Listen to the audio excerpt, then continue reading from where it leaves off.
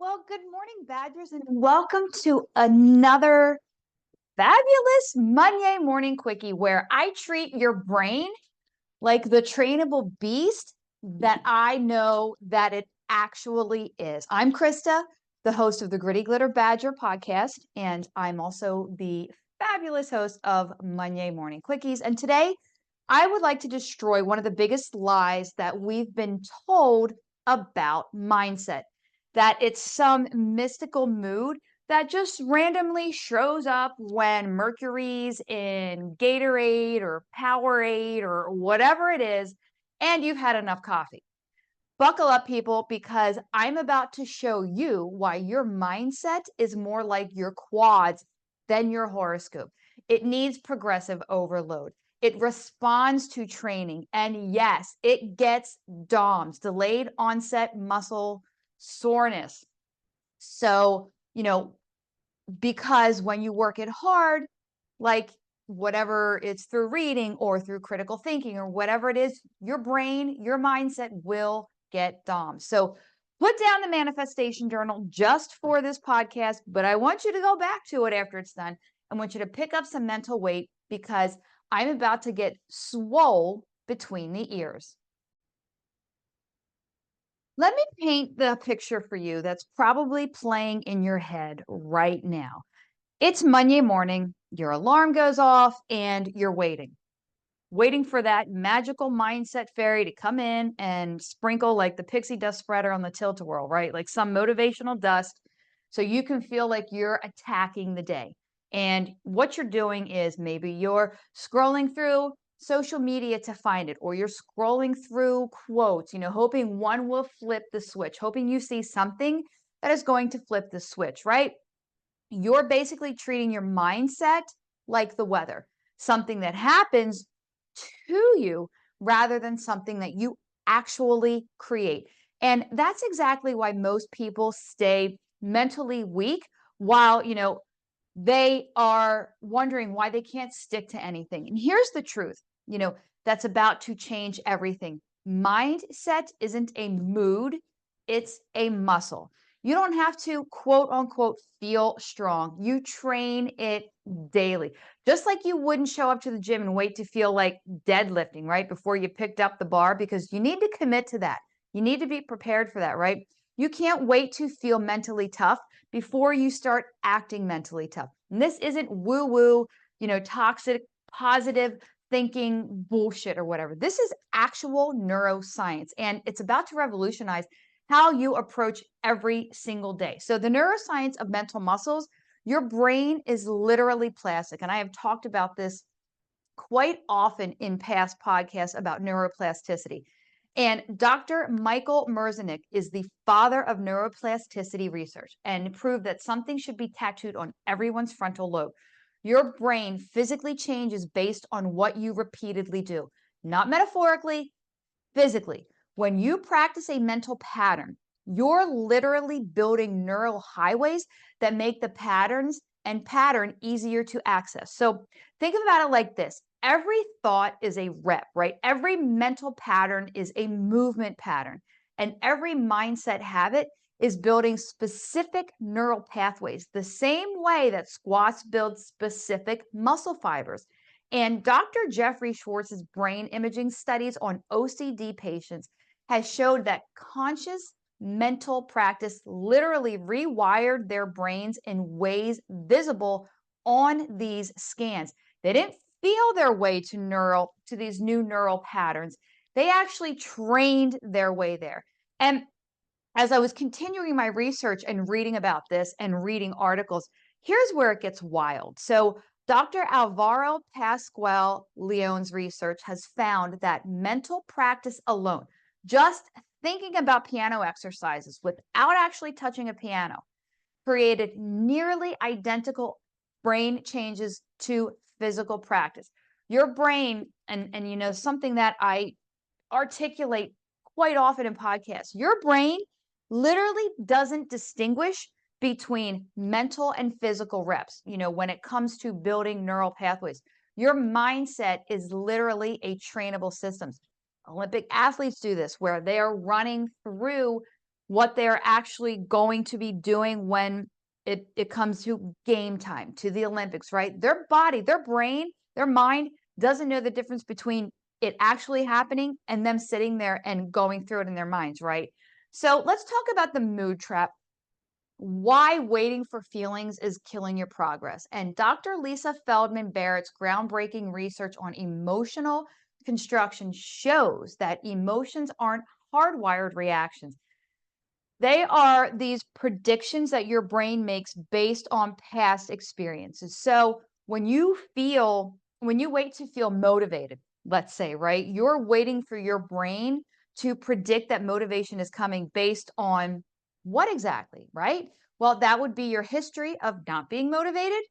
That's like waiting to feel strong before you've ever lifted a weight.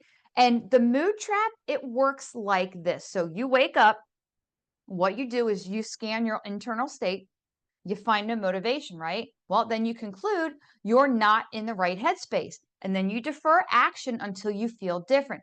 But here's the freaking kicker about this, right? The ass kick is action creates the feeling, not the other way around. And Dr. Antonio Damasio's somatic marker hypothesis shows that our bodies create our emotional states through action. You don't have to feel brave, then act courageously. You act courageously, and your brain goes, oh shit, okay, well, we're being brave now.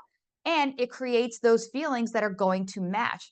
So, daily reps, building your mental training program, right? This is why I'm a fitness and mindset coach, because they go hand in hand. Physical fitness, mental fitness, it's like the infinity symbol. One is on one end, and then they're constantly weaving with each other, right? So, just like you wouldn't expect to bench 200 pounds without progressive training, like you're not going to walk in and it's your first time ever bench and be like, yo, throw them cookies on the plates, right? Or on the bar. And you're going to sit with like, unless it's some weird freak of nature thing, it's not going to happen. And you can't expect mental resilience without daily reps. And Dr. Martin Seligman's, his learned optimism with research gives us this exact blueprint, right? And what he did was he found that mental patterns like physical movements, they respond to deliberate practice. So your daily mental reps, maybe they look like this. Okay, let's say here could be like a morning, this is your morning reframe sets, right? So you take your first negative thought and then you do 3 alternative reps, 3 alternative interpretations.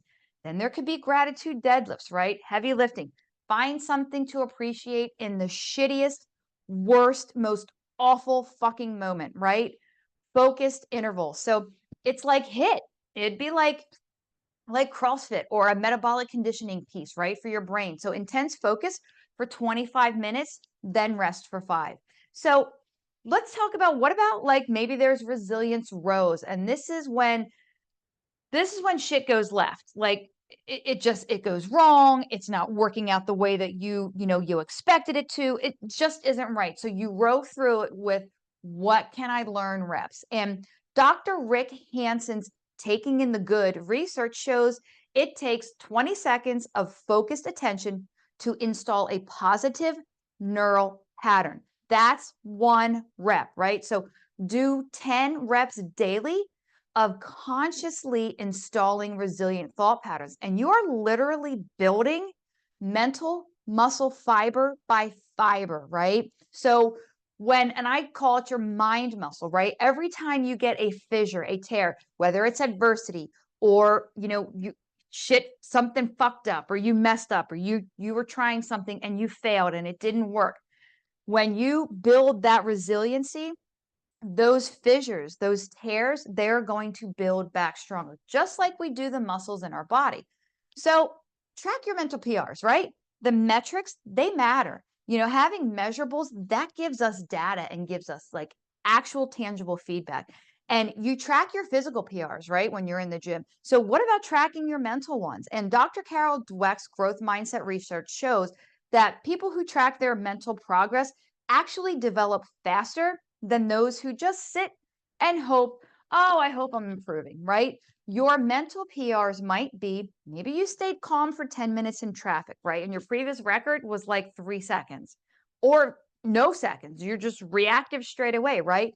Maybe a mental PR could be reframing a failure in under an hour, which, for you specific, and for me, this could take days or weeks. Like I'm just fucking sitting in it and ruminating on it, right? Maybe it's choosing growth over comfort 5 times this week. And last week you only did it 2 times. So, or perhaps maybe it's like you didn't spiral after criticism and a historical pattern is a 3-day funk. I'm speaking from experience, right? It's being able to take those mental PRs, right? It's like I PR'd on that. I'm not spending this amount of time now ruminating on something. Dude, I like flipped it in about 5 minutes as opposed to would have 5 days, right? And the key is specificity. So I handled that better is like saying, I lifted heavy. How much better? What specifically improved?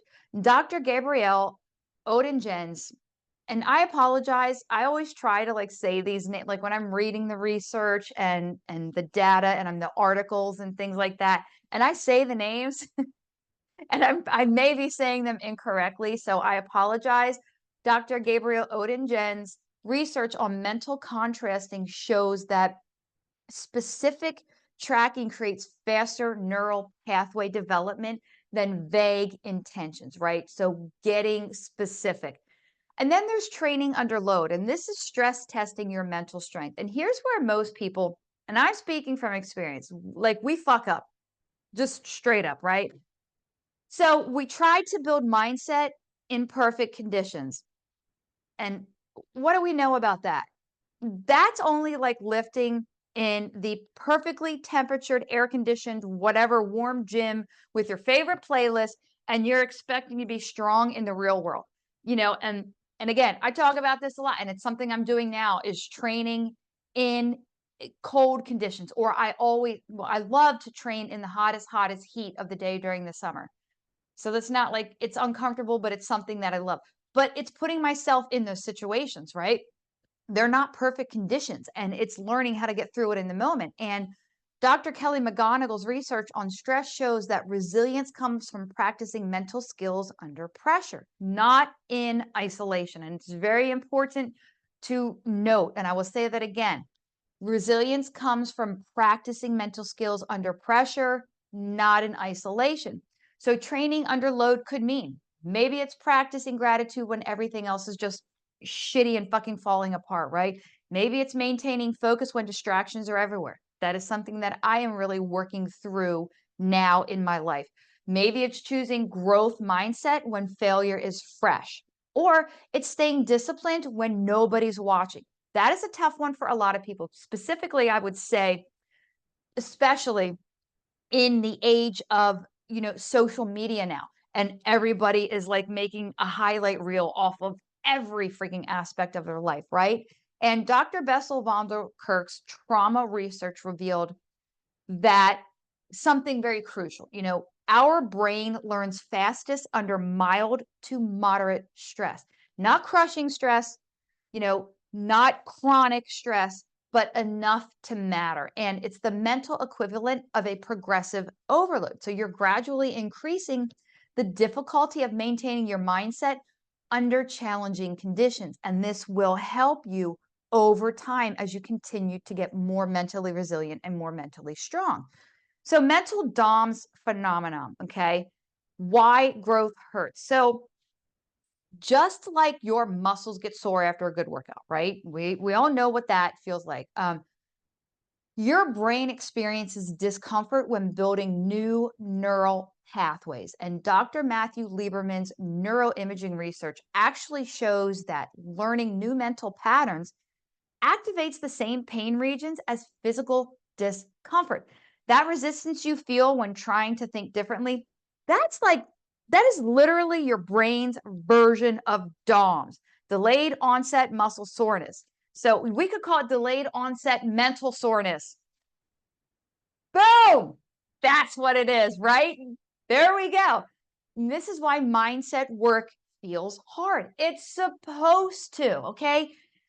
We've got to stop this whole Staples easy button shit. Like, it's gotta go. Like, shit's gonna feel hard. Things are gonna be like, you're gonna have to do the work, and it's not gonna be a cakewalk, right? The discomfort of choosing optimism when pessimism is easier, or, you know, going to the gym when, dude, I'm telling you, I am rarely motivated to work out. People think because I'm a fitness and mindset coach and I've been doing this for over 35 years that I'm like, oh, well, girl, you just like, no. For me, it is like I am the other end of the spectrum. It, I would, Christ, it takes me so much to get to the gym and do the things, but it's the discipline that I have forged over the years. That's what gets me there and gets me going, right? The maintaining the discipline, because my motivation has long since vanished. That's not a bug. It's a feature. It's your brain building a new neural pathway, right? And just like the physical training, the discomfort is temporary, but the strength that you get from that, the physical, the mental, that is permanent. So what about rest and recover and mental deload weeks, just like we would do for like our physical body when that time comes, right? And Dr. Sandra Chapman's brain health research shows something, athletes have known forever. And I learned this through my coaches, Michaela North, and then Ben Bergeron with CompTrain when I was a CrossFit Masters athlete training to qualify for the games.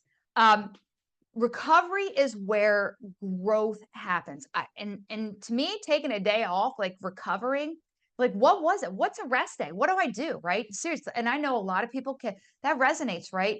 But your brain, just like your muscle, it needs planned recovery to consolidate those gains, right? So a mental deload doesn't mean checking out. It means strategic reduction in a cognitive load. So mental recovery protocols could be sleep. And Dr. Matthew Walker's research shows sleep is when your brain literally cleans itself. Like it's literally cleaning, right? So during deep sleep, your lymphatic system is flushing out metabolic waste from neural activity. So no sleep means no gains. And Dr. Tara Swart, she has done research that shows sleeping on your right side is best for lymphatic cleansing. It's your brain's waste removal system, right? Like I just said. And she found that right side sleeping is more efficient for flushing out the metabolic waste overnight, including, but not limited to, proteins that are linked to neurodegenerative diseases like Alzheimer's. And this positioning helps optimize how your cerebrospinal fluid flows through the brain during the sleep, your sleep, in order to clear the toxins. And then there's nature immersion. This is my favorite. So Dr. David Strayer's research shows 3 days, okay, people, 3 days, not saying 3 years, not saying 3 weeks. You don't have to go like be a hermit out in the middle of somewhere and like forge off the land forever. 3 days resets attention capacity by 50%. It's like foam rolling your prefrontal cortex. Something else is meditation. And no, it's not the woo-woo kind. You don't have to go and become a monk and sit on top of a mountain and meditate for 30 hours a day. That's not what I'm talking about. I'm talking about the kind that's backed by what Dr. Sarah Laser's research showing that it literally thickens your brain's prefrontal cortex, right? It's active recovery for your brain. And I talk about this often. I have the Calm app, CALM. There are meditations on there that are a minute. Like, and if you do that anytime you feel stressed throughout the day, I will hit the minute one when I just feel like my brain is in overload, and coming back to doing, I feel so much freaking better. Something else is play. I need to actively work on this. But Dr. Stuart Brown's research shows unstructured play activates neuroplasticity. Your brain, it needs recess too, right? And this is something that my 8-year-old granddaughter is constantly just a reminder to me to enjoy play. And the mistake many people make is thinking that mental toughness means never resting. Your girl right here is like that, right? And that's like thinking that physical strength means never leaving the gym. Your girl right here is like that too, right? I talked about what's a rest day. That was a very hard concept for me to let go of. But strategic recovery is what separates mental athletes from mental burnouts and has-beens. And the compound effect, when those mental gains go exponential. Here's where the muscle metaphor, look, it's going to get really sexy and glamorous. I'm just saying. And Dr. James Clear's Atomic Habits research shows that mental training actually compounds just like physical training. So your first mental rep feels impossible, right? It is so overwhelming. But your 100th, it feels hard. And then the 1000th rep, it becomes automatic. And this is that neuroplasticity compound effect in action. So when you train your mindset daily, so let's say week 1, everything feels forced and fake, right? Then let's talk about week 4. You catch yourself automatically reframing. Then there's week 12. Your default patterns have shifted by this point. And week 52, people start asking, what happened to you? Something's different. You've changed, right? So Dr. Sonia, and again, I always apologize for these names. I swear to God, I do practice these. Lyubomirsky's happiness research found that it takes about 12 weeks of consistent mental training to create lasting neural change. And that's 1/4 of focused mental reps to literally rebuild your default mental operating system.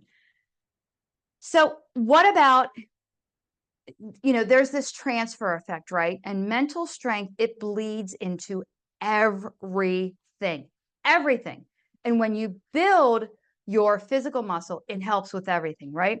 Carrying the groceries, playing with the kids, playing with your grandchildren, not dying, right?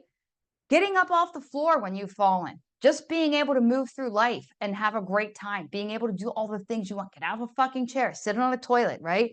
Mental muscle works the same way. And Dr. Wendy Suzuki's research shows that mental training in one area strengthens overall cognitive resilience. So train reframing, you get better at problem solving. Train focus, it's going to improve relationships.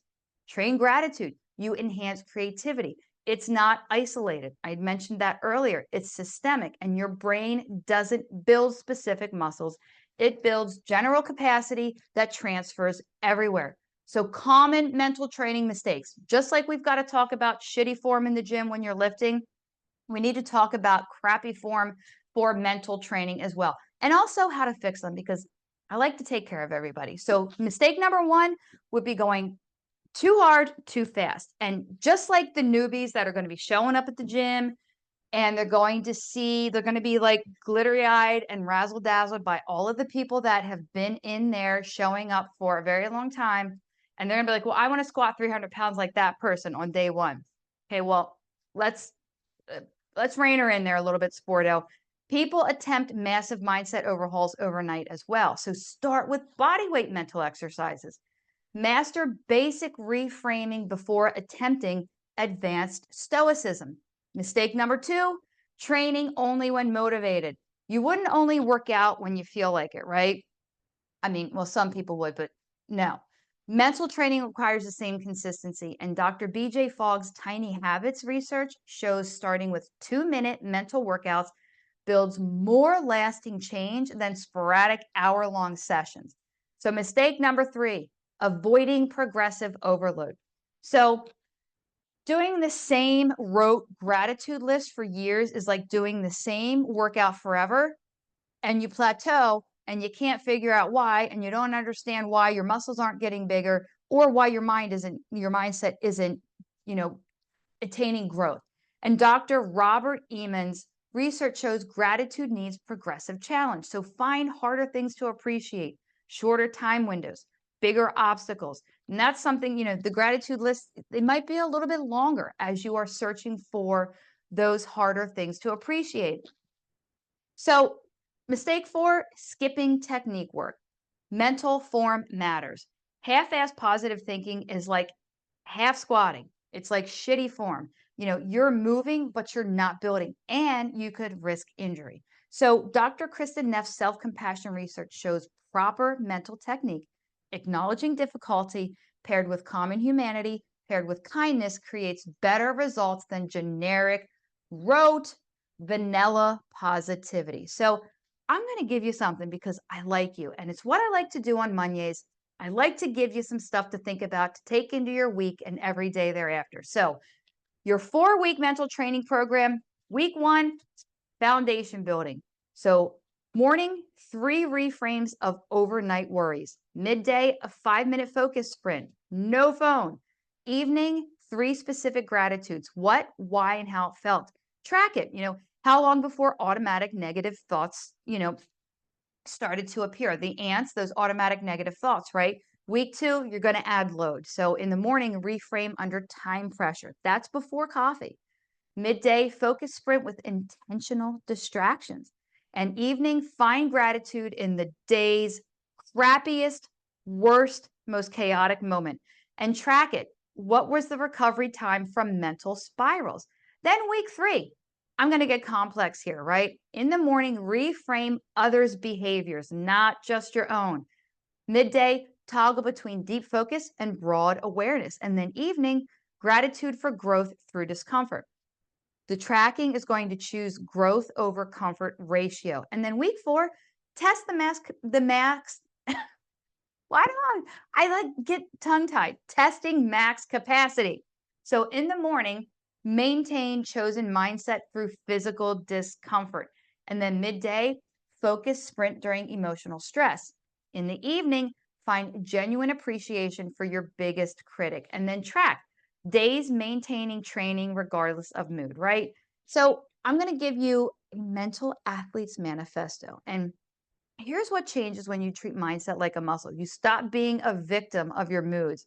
You stop waiting for motivation and you stop believing that some people are quote unquote just positive all the time while you're doomed to pessimism and negativity. You start showing up, you start doing the reps, and you start seeing those results. Because here's the truth. Even, every mentally strong person you admire got there the same way physically strong people did. Consistent training under progressive overload with adequate recovery. They are not special. They're trained. And that's the important key. Your brain is the most adaptive organ in your body. It will become whatever you repeatedly ask it to become. Ask it to find problems. Guess what you're going to get? It becomes a problem finding master machine. Ask it to find solutions. It becomes a solution finding master.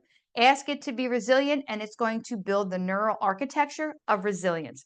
So, Badgers, that's all I've got for this Monday morning quickie. Let's bring this mental workout home, okay? Your mindset isn't some mystical force that randomly blesses you with good vibes, right? It's a trainable system that responds to reps just like your muscles. So this week, I want you to pick one mental exercise and do it every damn day. Not when you feel like it, not when Mercury's in Powerade and it's the right position over the moon with the sundog to the right, right? Every day. Track your mental PRs like you track your physical ones.